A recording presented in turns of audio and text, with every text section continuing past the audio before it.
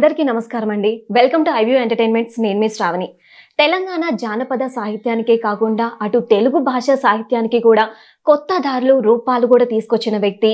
ఇక ఊరి పేరుని తన ఇంటి పేరుగా మార్చుకొని తన ఊరు మొత్తానికి కూడా గొప్ప గర్వకారుడిగా నిలిచాడు. ఇక తను రాసిన ప్రతి పాటకి కూడా ఒక భావన అంటూ ఉంటుందండి. ఆ భావనతో మనందరినీ కూడా ఎంతో చైతన్యవంతుల్ని చేస్తూ ఉంటారు. ఇక రీసెంట్గా రిలీజ్ అయిన RRR సినిమాకి కూడా కొమరం భీముడు అంటూ ఆయన అందించిన పాట, అలాగే కొమ్మ ఉయ్యాల అంటూ ఆ కథ మొత్తం కూడా ఈ పాట చుట్టూనే తిరుగుతూ ఉంటుంది. ఇలాంటి మంచి పాటల్ని అందించిన సుద్దాల అశోక్ తేజ గారు ఇప్పుడు మనతో పాటు ఉన్నారు. వారితో మాట్లాడదాం. నమస్కారం సార్. నమస్తే శ్రావణి, బాగున్నావా? బాగున్నానండి. నేను మిమ్మల్ని సార్ అనే కన్నా ఒక బాబాయ్ లాగా నేను ట్రీట్ చేయొచ్చా? As you like. మీరు మీ కెమెరా, మీరు మీ యొక్క డైరెక్టర్ ఎట్లా అంటే అట్లా. ఎందుకంటే ఇలాంటి గొప్ప రచయిత లైక్ మీ రాసిన పాటలన్నీ కూడా మా అందరికి అంత హత్తుకునేలా ఉంటాయి గుండెలకి. సో సార్ అనే మాట ఏదో జస్ట్ మాట అంటే పెదాల నుంచి మాత్రమే వస్తుంది. సో హృదయపూర్వకంగా రావాలి అంటే బాబాయ్, ఇలాంటి రిలేషన్స్ మన రిలేషన్స్ తో పిలిస్తేనే బాగుంటుంది. అందుకని నేను మిమ్మల్ని బాబాయ్ అని పిలుస్తాను. హ్యాపీగా.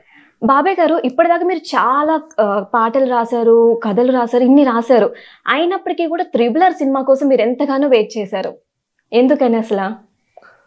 RRR సినిమా కథ ఎప్పుడైతే డైరెక్టర్ రాజమౌళి గారు, ఇవాళ ఆయన భారతదేశానికి దర్శక రాజమౌళి కాదు, రాజమౌళి, ఆయన ఎప్పుడైతే కథను రివీల్ చేశాడు ముందు, మేము ఇట్లా కొమరం భీముడు, అల్లూరి సీతారామరాజు, ఈ రెండు పాత్రలని లేదా ఈ చరిత్రాత్మకమైన ఈ ఇద్దరు వ్యక్తుల్ని, ఇద్దరు మహావీరుల్ని తీసుకుని ఒక ఫిక్షన్, ఒక కల్పన కథని సమకూరుస్తూ వాళ్ళిద్దరూ 1920 ఆ ప్రాంతంలో ఇద్దరు సమాజాన్ని మిస్ అయిపోయారు, ఎక్కడెక్కడో తిరిగి వచ్చారు. ఆ సమయంలో వాళ్ళిద్దరు కలుసుకుంటే ఎలా ఉంటుంది, వాళ్ళ జీవితంలో ఏం జరిగింది అనేది చేస్తే బాగుంటుందని చేస్తున్నాము అని చెప్పినప్పటి నుంచే నాకు ఈ సినిమాలో నాకు స్పేస్ ఉంటుంది అనుకున్నాను.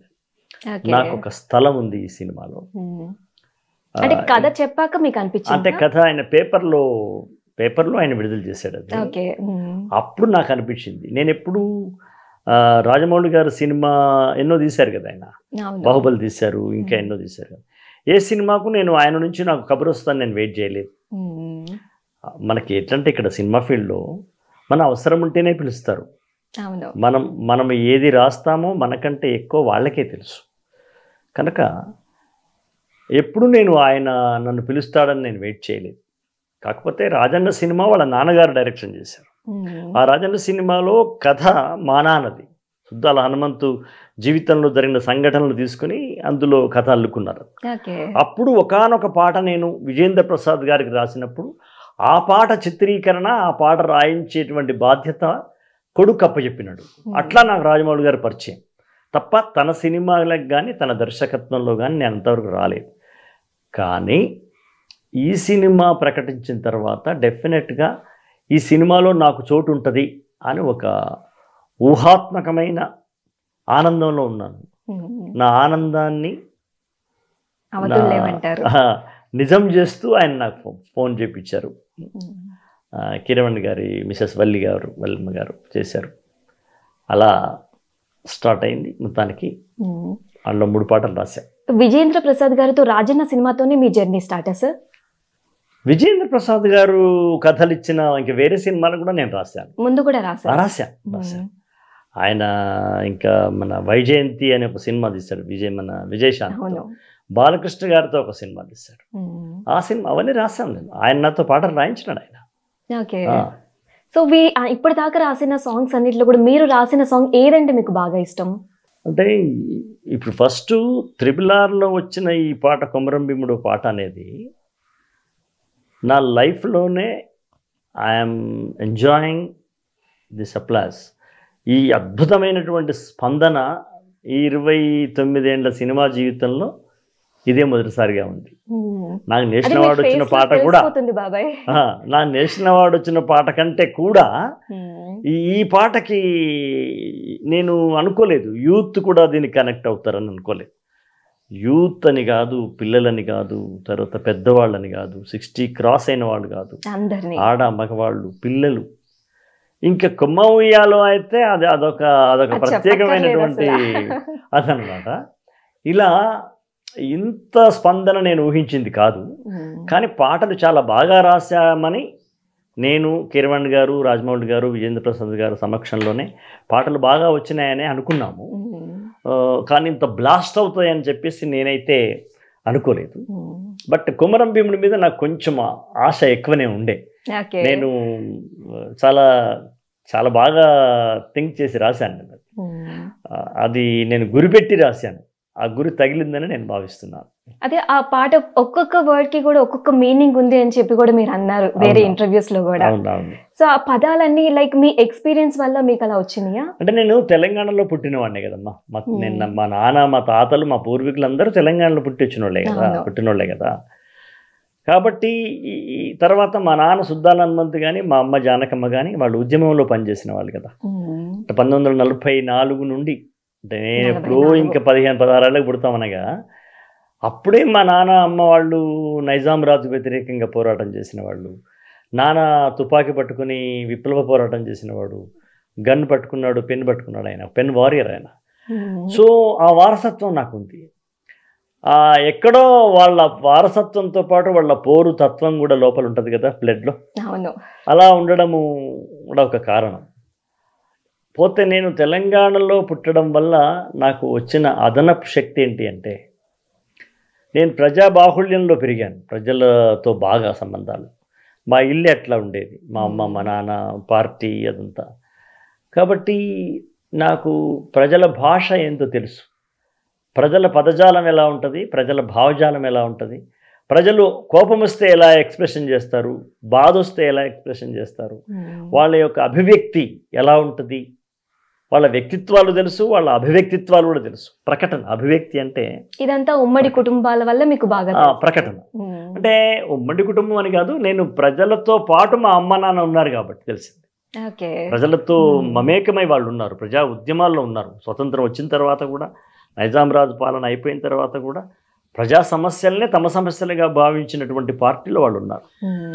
ఇవన్నీ ఉండడం వల్ల నాకు ప్రజల యొక్క మనోస్థితి, భౌగోళిక స్థితి, ఆర్థిక స్థితి, అన్ని పరిస్థితులు నాకు దగ్గరగా నేను చూసుకుంటూ ఎదిగాను. కనుక నాకన్నా ముందున్నటువంటి వీరుల చరిత్రలు మా ఇంట్లో పుస్తకాల రూపంలో ఉండేవి. ఇలా నాకు అన్ని రకాలుగా నాకు బాగా కుదిరినట్టుగా నేను భావించాను. అందుకే నేను ఎక్స్పెక్ట్ చేశాను అన్నట్టుగానే పిలిచారు, బాగా రాశాను. కాదు బాబాయ్, రచయిత అనగానే బుక్స్ చదువుతారని తెలుసు కానీ ఆఫీస్ మొత్తం కూడా బుక్స్తో నింపేశారు. ఇప్పుడు వ్యవసాయం చేసే వాళ్ళ ఇంట్లో నాగలు ఉంటుంది, పశువులు ఉంటాయి, ఎద్దుల బండి ఉంటుంది, పాలిచ్చే బర్రెనో ఆవు ఉంటుంది. ఆ వృత్తికి సంబంధించిన వస్తువులు అవి, అవసరాలు, ప్రాణావసరాలు. సరే, ఇప్పుడు మారిపోతే నాగలి బదులు ట్రాక్టర్ ఉంటుంది కావచ్చు, ఇంకేదో బదులు ఏదో యూరియా ఉంటుంది కదా. ఒక దర్జీ, ఒక టైలర్ దగ్గరికి పోతే ఏముంటుంది, కుట్టు మిషన్ ఉంటుంది, టేప్ ఉంటుంది, కత్తెర ఉంటుంది, కుట్టినటువంటి బట్టలు కొన్ని ఉంటాయి వేలాడదీసి, కుట్టాల్సిన బట్టలు వేలాడదీసి ఉంటాయి. ఇది ఆయా వృత్తికి సంబంధించినటువంటి దినుసులు ఇవి. రైటర్కి కావాల్సిన దినుసులేమి, పుస్తకాలే కదా. కాబట్టి మిగతా రైటర్ల దగ్గర కూడా అందరి దగ్గర పుస్తకాలు అనేది ఉంటాయి. కవి, పుస్తకం, ఈ రెండు కూడా ఏక శరీరం లాంటివి, ఒకే శరీరం లాంటివి. అవి విడదీసి మనం చూడలేము. కవికి అక్షరాలకు విడదీసి చూడలేం కదా.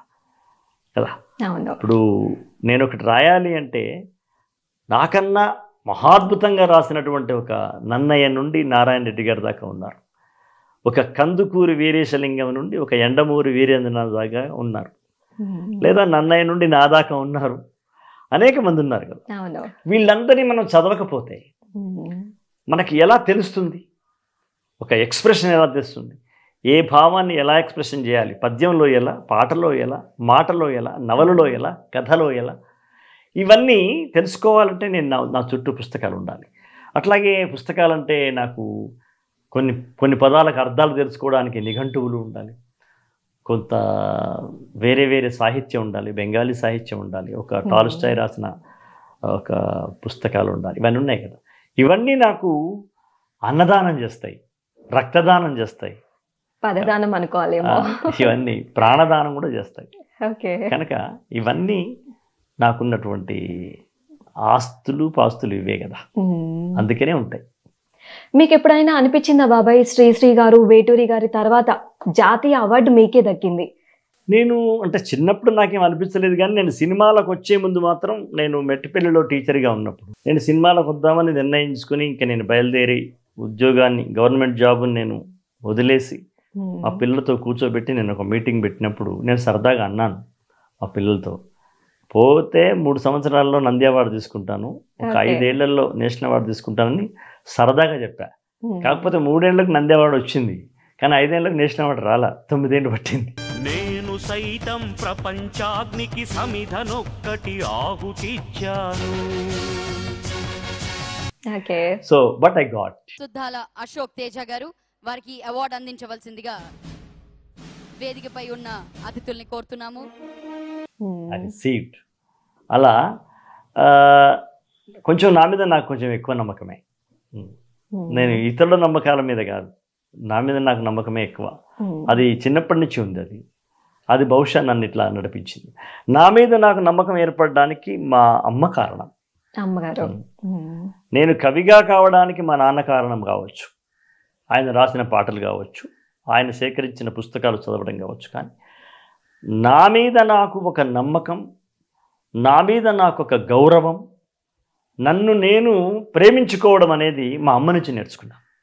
తర్వాత ఎక్కడో విన్నాను, ఒక పుస్తకంలో చూశాను, you love your self, you accept your self, you respect your self.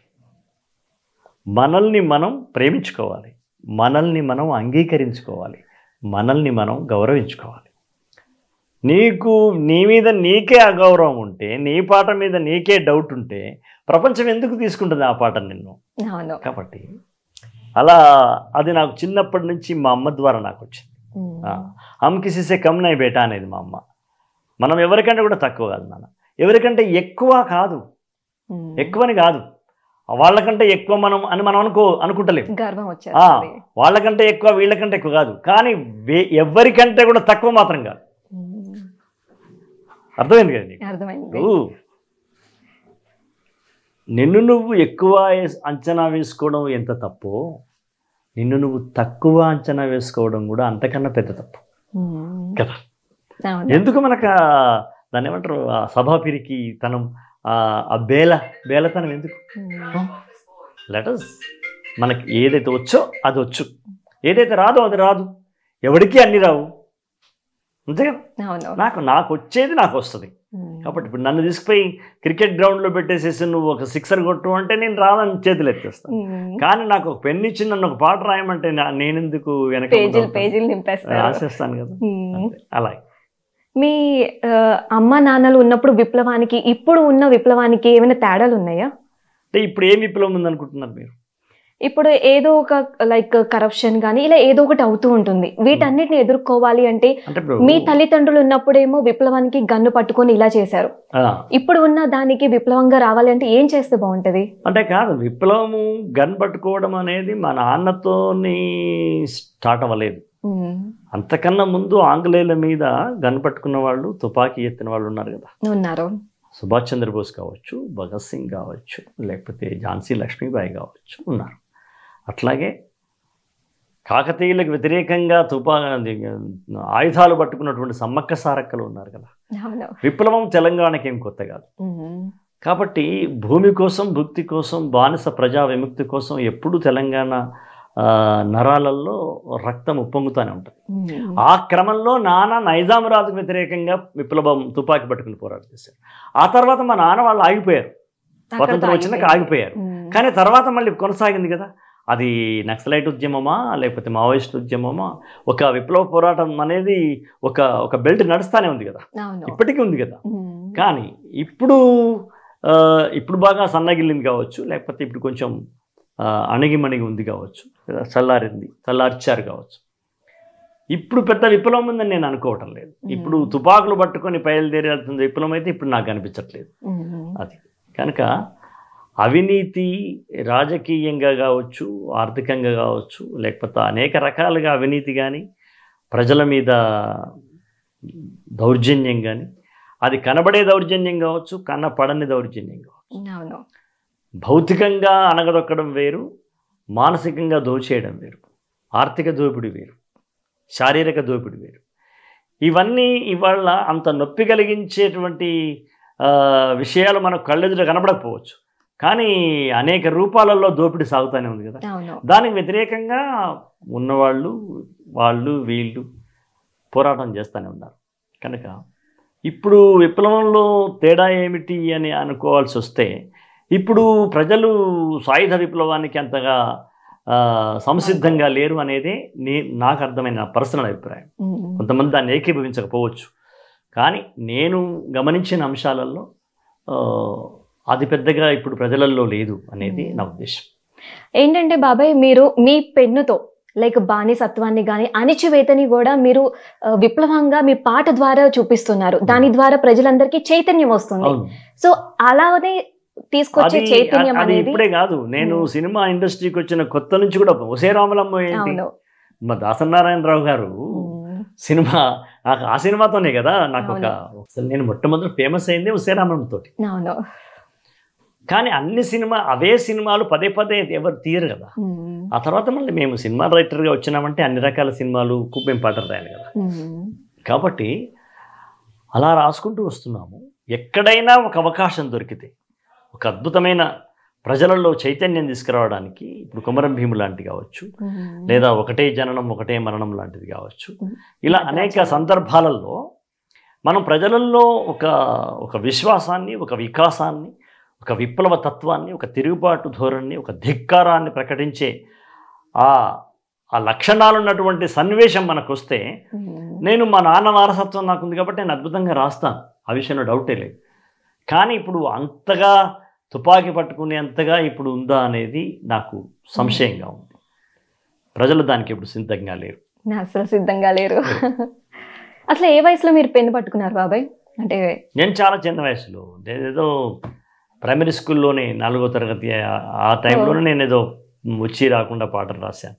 ఆ పాటల్ని మా అమ్మ బాగా ప్రోత్సహించింది, మా నాన్న కూడా బాగా ప్రోత్సహించాడు. అప్పుడే మా నాన్న నన్ను పుస్తకాల వైపు మళ్ళించాడు. రాయడం కన్నా ముందు చదవడం ముఖ్యం. నీ దగ్గర శక్తి ఉంటే కదా నువ్వు శక్తి ఖర్చు పెడతావు. నీ దగ్గర 10 రూపాయలు ఉంటే నువ్వు 5 రూపాయలు దానం చేయగలవు.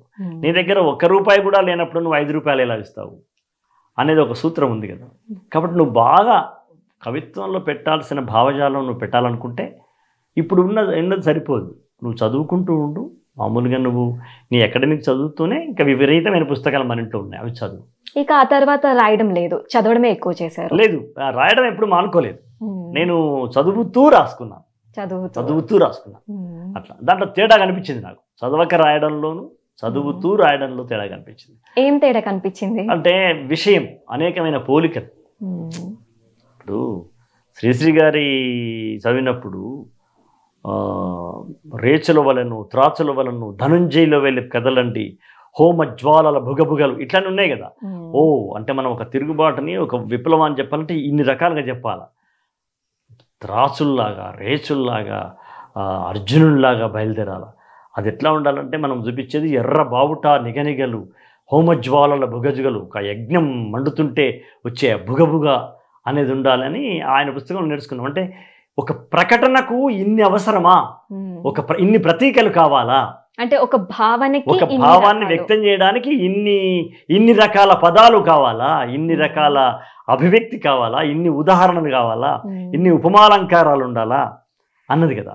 నడిసంద్రపు షడ్జద్వానం అంటాడు అనమాట. అంటే ఇవన్నీ కొత్తవి కదా. ఇవి రాసుకున్న తర్వాత మన రాయడంలో కూడా తేడా వస్తుందిగా. ఇప్పుడు నేను ఇవాళ కొమరం భీముల్లో రగరగ అని రాయడానికి కారణము చిన్నప్పుడు శ్రీశ్రీ గారు రాసిన భుగభుగే కదా. అలా అంటే పుస్తకాలు చదవడం వల్ల నేనేమంటానంటే పుస్తకాలు చదవాలి, సమాజాన్ని కూడా చదవాలి. సాహిత్యాన్ని, సమాజాన్ని అధ్యయనం చేయాలి. సమాజాన్ని అధ్యయనం చేయకుండా సాహిత్యమే అధ్యయనం చేస్తే పేపర్ టు పేపర్ అవుతుంది. సమాజాన్ని కూడా మనం అధ్యయనం చేస్తే అప్పుడు ఒక కొత్త రకమైనటువంటి ఒక వెపన్ పుడుతుంది అందులో. అంటే ప్రజల యొక్క మనోభావ స్థితులు ఎలా ఉంటాయి, ప్రేమలో ఎలా ఉంటారు, అమ్మతో ఎలా ఉంటారు, ఆలితో ఎలా ఉంటారు, కూతురుతో ఎలా ఉంటారు, ఇరుగు పొరుగుతో ఎలా ఉంటారు, ఒక పక్కవాడికి ఏదో దుఃఖం వస్తే వీడు ఎలా ఫీల్ అవుతాడు. ఈ స్టడీ లేకుంటే నువ్వు ఎన్ని పుస్తకాలు చదివితే ఏమి, ఈ రెంటిని కలుపుకోవాలి. పుస్తకాలలో కూడా ఇవన్నీ ఉంటాయి కావచ్చు, నవలల్లో, కానీ మనం కళ్ళ ముందు చూస్తున్నటువంటి యథార్థ దృశ్యాలు ఉంటాయి కదా, ఆ యథార్థ దృశ్యాలు అనేవి పుస్తకాల కన్నా గొప్ప ప్రభావాన్ని నీ గుండెలో కలుపుతాయి. కనుక సమాజాన్ని, సాహిత్యాన్ని చదవాలన్నది మా నాన్న చెప్పిన విషయం. అలా నేను ఈ రెండింటిని నేను నాకు తోచిన మేరకు, లక్షల పుస్తకాలు ఏం చదవలేదు నేను, కాకపోతే నాకు అందిన మేరకు నేను బాగానే చదువుకున్నాను. ఈ ఇంటర్వ్యూ ద్వారా మీ తల్లిదండ్రుల్ని ఒకసారి స్మరించుకుందాం. ఎందుకంటే మీలాంటి ఆనిముత్యాన్ని మా అందరికీ కూడా పరిచయం చేసినందుకు. వాళ్ళు ఏమి అనుకున్నారో లేదో తెలియదు, కాకపోతే ఒక నమ్మకం, మంచి పిల్లలు అవుతారు మా పిల్లలు, మంచి తెలివైన వాళ్ళు అవుతారు, సమాజం గురించి ఆలోచించే పిల్లలు అవుతారు అని మాత్రం అనుకోవచ్చు నా గురించి. అంతే తప్ప నేను ఇలా ఏదో నేషనల్ అవార్డు తెచ్చుకుంటానే ఏమి అనుకోలేదు. బట్ మా అమ్మ చూసింది నా నేషనల్ అవార్డు, మా నాన్న చూడలే. మా నాన్న ఏమీ చూడలే. నేను ఈవెన్ గవర్నమెంట్ టీచర్ కావడం కూడా నాన్న చూడలేదు. నేను ప్రైవేట్ స్కూల్లో ఉన్నప్పుడు చూశాడు. బట్ నేను పాటలు రాస్తానని నాన్నకు తెలుసు. పాటలు ఎలా రాస్తారో కూడా తెలుసు, పాటలు ఎలా రాస్తారో తెలుసు. నాకు ఆయన చెప్పింది కూడా, ఇంకే ఇట్లా చేస్తే బాగుంటుంది. నేను ఒకసారి వేశ్య మీద ఒక పాట రాశాను. వేశ్య వెలయాలు ఆ సంగం వెలివేసిన వెలదివా అనేది రాశాను. రాస్తే దానికి ఇంకా అయిపోలేదు నాన్న, ఆ పల్లవిలో ఇంకొక 2 లైన్లు కలపాలి అంటే నాకేం దోచట్లేదు నాన్న. అంటే మలినాంగుల తలనొలికిన జాలారుల జలమువా అని ఆయన పూర్తి చేశాడు. ఇట్లా రాస్తే బాగుంటుంది. అంటే జలం పవిత్రమైంది, వేశ్య పవిత్రమైంది, సమాజం ఆమెను వేశ్య చేసింది. నీళ్లు పవిత్రమే, కానీ బురదలో దిగొచ్చిన వాడు స్నానం చేసినప్పుడు బురద నీళ్ళు అవుతాయి. బురద మనిషిది, నీళ్ళది కాదు. కనుక ఆ అర్థం వచ్చినట్టు మలినాంగుల తలనొలికిన జాలారుల జలమువా. మోరులో నీళ్లు మురికిగా ఉంటాయి, అవి వస్తుతః నీళ్లు మురికైనవి కావు, పవిత్రమైనవి. కానీ మనిషిలో ఉన్న మలినాన్ని కడుగుతూ పోయి ఆ జాలారు మోరీళ్ళల్లో పడింది కాబట్టి ఆ నీళ్లు మురికి జలమైంది, జలం పవిత్రమైంది. అట్లాగే వేశ్య కూడా పవిత్రమైంది. ఆమె కావాలని చేయట్లా, పరిస్థితులు, మనస్థితులు, సమాజము అలా ఆమె తయారు చేసింది. అలా మా నాన్న చిన్నప్పుడే నాకు ఇలాంటి సూచన చేసేవాడు. ఇలా చేయడం వల్ల నేను పాట రాయడంలో ఉన్నటువంటి పనితనాన్ని, ఆ నగీషి అంటారే, ఆ శిల్పం, శైలి, అది నాకు నాన్న ద్వారా, అమ్మ ద్వారా వచ్చింది. అచ్చా, ఓకే.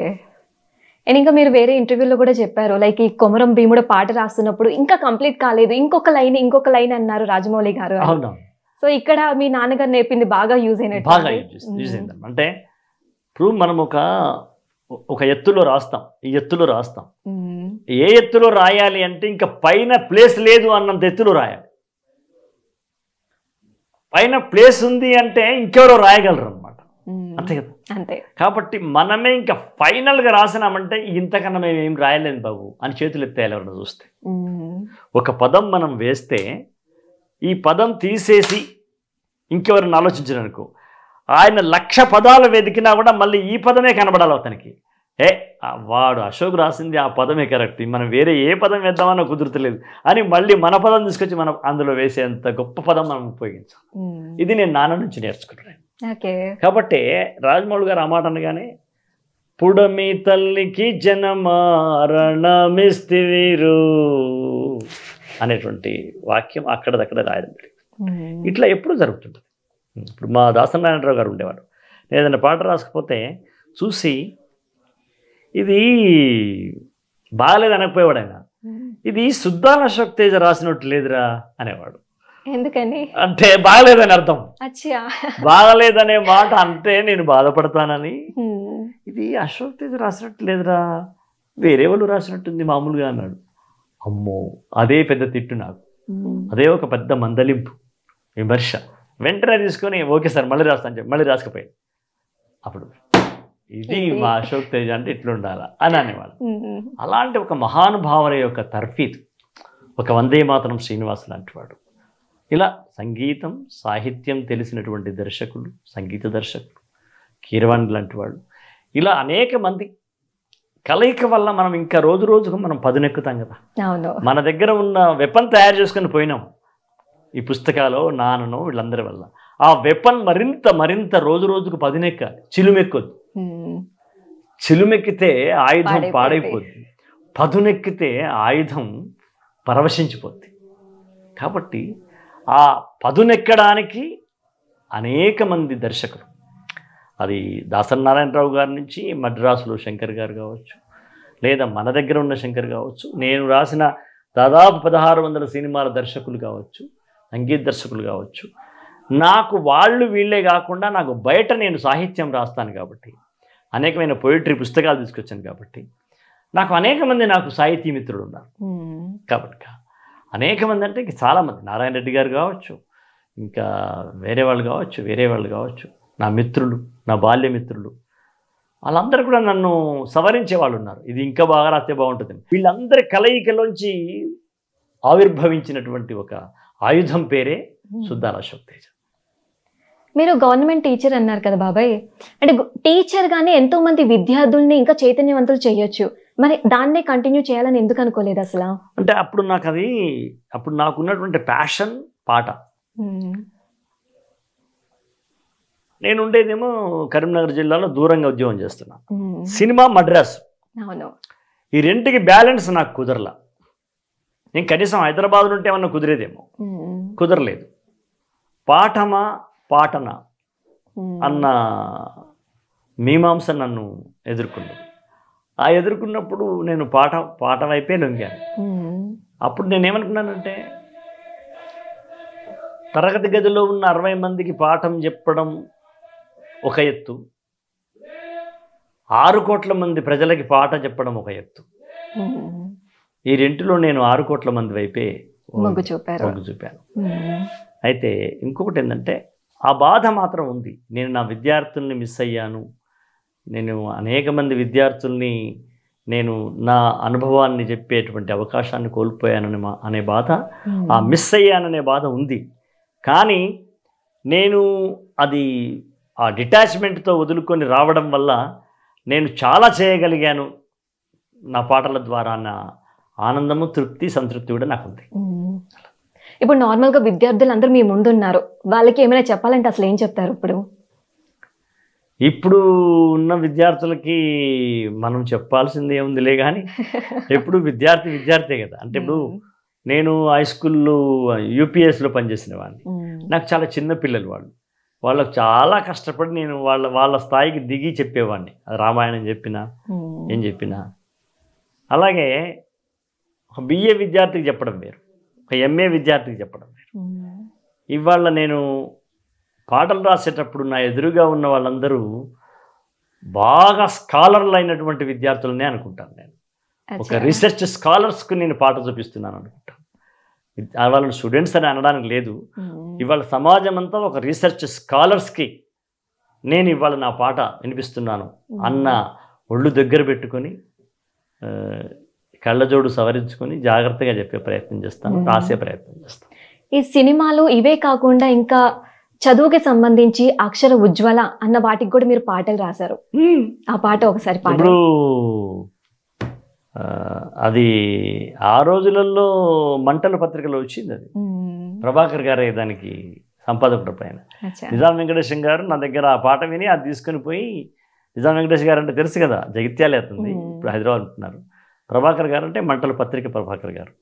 ఇప్పుడు ఆ పత్రికలో వేయడానికి నిజాం వెంకటేశం గారికి నేను మెట్పల్లిలో ఆయన ఉద్యోగం చేస్తున్నాగా నేను కలిసేవాడిని, ఆయనకు పాట వినిపించేవాడిని. ప్రభాకర్ కూడా పరిచయమే, అట్లాగే బిఎస్ రాములు గారు పరిచయమే, అల్సెట్ ప్రభాకర్ గారు పరిచయమే, కోరుట్లోకి పోతే అంద వెంకటరాజం గారు, శ్రీగాది శంకరయ్య గారు, మరి మా మెట్పల్లికి వస్తే మురళీమోహనాచార్య గారు, ఇట్లా గోదూరుకు వెళితే గోదూరు మురళి అని ఒక నటుడు, ఇలా ఆ ప్రాంతంలో ఉన్న లబ్ధ ప్రతిష్ఠులందరూ నాకు పరిచయమే. అలా ఆ పరిచయంలోంచి నిజాం వెంకటేశం గారికి అప్పుడు నేను అక్షరోజ్వలలో పనిచేస్తున్నప్పుడు, చదువు సేన సులువు సిన్నెక్క, దాన్ని సాధించుకో తల్లి సిన్నెక్క, సాముకు లేతంట చదువుకు ముదురంట, సామెత వినలేదా సిన్నెక్క, సిరుత కందలవాడు సిన్నెక్క అని అన్నమయ్య పాదాన్ని తీసుకుని నేను రాశాను అనమాట. అట్లా ఆ పాట అది మంటలు పత్రికలో వచ్చాయి. అట్లా అని ఎన్నో అనుభవాలు, ప్రతిదాన్ని నాకు ఎదురైన ప్రతి సన్నివేశాన్ని పాటగా మలుచుకోవడంలోనే జీవితం గడుస్తుంది. అదే ఇప్పుడు వృత్తి అయింది. ఒకప్పుడు ప్రవృత్తి, అది ఇప్పుడు వృత్తి అయింది.